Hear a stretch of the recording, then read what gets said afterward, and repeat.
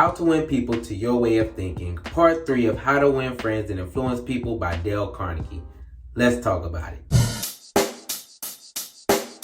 Check the mic and make sure it sound right, boy.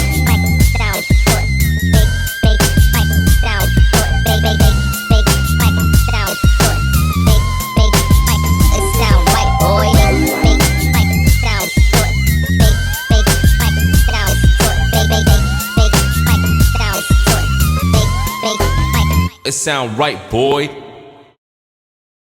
What's up, y'all, and welcome back to the Richest Steve in Atlanta. Today we're on part 3 of our video series on How to Win Friends and Influence People by Dale Carnegie. If you haven't seen part 2 on the 6 ways to get people to like you, go check that out. Then come right back, because now we're going to talk about how to win people to your way of thinking. Starting with chapter 1, you can't win an argument. Principle 1, avoid arguments. Now this is at all times, all costs, any way possible, do it. Because either way, it's a lose-lose situation for you. If you lose, obviously you a loser. And if you win, yes, you just boosted your ego, but you hurt the other person's pride at the same time. Which means in the end, you're gonna lose their affection, all because you wanted to argue. Chapter 2, a sure way of making enemies and how to avoid it. Principle 2, show respect for the other person's opinion. Never say you're wrong. This is because if you tell someone they're wrong, they will never want to agree with you. Instead, you have to let them figure it out themselves by guiding them to that conclusion. Then they won't be mad at you because they feel attacked or belittled by you wanting to prove to them that they're wrong. Chapter 3, if you're wrong, admit it. Principle 3, if you're wrong, admit it quickly and emphatically. When you condemn yourself, people are more likely to show mercy, especially since if they don't, they'll be the ones looking like the jackass. Now, the first thing that comes to mind when I think of this has to be that movie 8 Mile. That boy B-Rabbit went in there in his final battle versus Clarence and condemned himself so bad, Clarence ain't had nothing to say after that. The whole rap battle was over with. So if we use this when we're wrong and admit it quickly with enthusiasm, we only leave the other person with a few options to show mercy and good favor in return. Chapter 4, a drop of honey. Principle 4, begin in a friendly way. We've all heard it before. You can catch more flies with a drop of honey than you can with vinegar. And this applies to people as well. So when you decide to come to them all negative and sour, the only thing you're doing is arousing hatred in them towards you. Instead, you need to begin in a friendly way.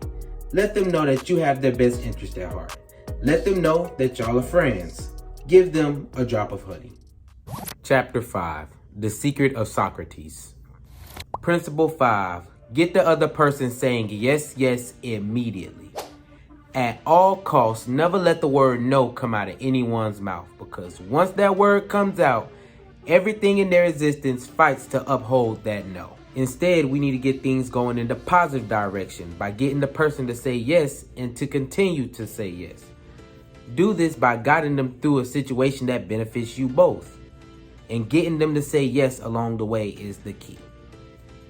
In the end, you'll get what you want because they'll say yes willingly, believing that it is the best situation for themselves. Chapter 6, the safety valve in handling complaints. Principle 6, let the other person do a great deal of the talking. This helps whether we're talking about dealing with relationships or handling business. Sometimes all the other person needs is to talk, and all you need to do is listen. Usually they'll come up with a conclusion that benefits you in the end, and all they really needed was time to reflect and think about the situation without you interrupting. Chapter 7, how to get cooperation. Principle 7, let the other person feel like the idea is his or hers. Why? Because no one likes to be sold anything, and no one likes to be told what to do. Instead, we want to do things because we wanted to do it in the first place. So, give people input into your idea, that way they become interested in it and carry it forward. Chapter 8, A formula that will work wonders for you. Principle 8. Try honestly to see things from the other's point of view. This is all about understanding the other person. So the next time someone comes to you complaining or mad about something you've done, ask yourself this: how would I feel, or how would I react if I was in the other person's shoes? This way you'll understand them a little bit more and relieve yourself of a little time, stress, and irritation. Chapter 9, What Everyone Wants. Principle 9, be sympathetic with the other person's ideas and desires. Whenever you get in a situation and someone's ideas or desires do not align with yours, before you say anything, think to yourself this: I do not blame the other person for feeling how they do. If I were in their predicament, I would feel the exact same way. You see, this is what being sympathetic is all about. Now you can better communicate with the other person by explaining to them that their ideas and desires aren't wrong, but there may be a better way to handle the situation. Chapter 10, An Appeal That Everybody Likes. Principle 10, Appeal to the nobler motive. People are sincere, honest, and truthful, or at least they want you to think they are.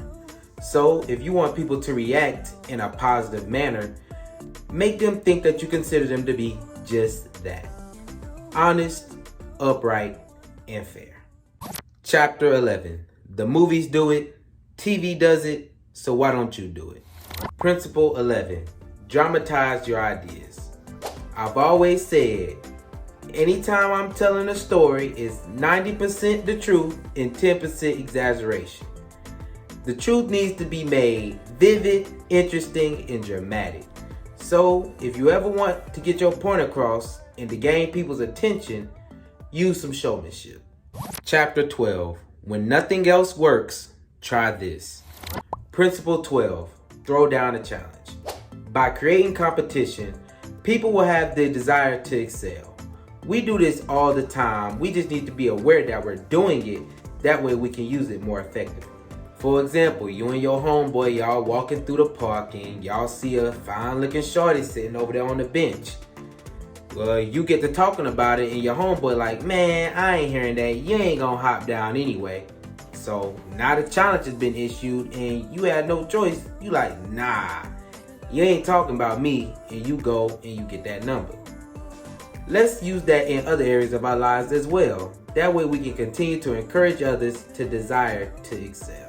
If you made it this far, do me a favor. Like, subscribe, and leave a comment. But also remember how to win people to your way of thinking. Principle 1, avoid arguments. Principle 2, show respect for the other person's opinion. Never say you're wrong. Principle 3, if you're wrong, admit it quickly and emphatically. Principle 4, begin in a friendly way. Principle 5, get the other person saying yes, yes immediately. Principle 6, let the other person do a great deal of the talking. Principle 7, let the other person feel like the idea is his or hers. Principle 8, try honestly to see things from the other's point of view. Principle 9, be sensitive with the other person's ideas and desires. Principle 10, appeal to the nobler motives. Principle 11, dramatize your ideas. And Principle 12, throw down a challenge. Also, make sure you check out Part 4, Be a Leader, How to Change People Without Giving Offense or Arousing Resentment. That way you'll have a full understanding of how to win friends and influence people by Dale Carnegie. Thank you for watching. I appreciate you for tuning in. Peace, love, and riches. I'm out.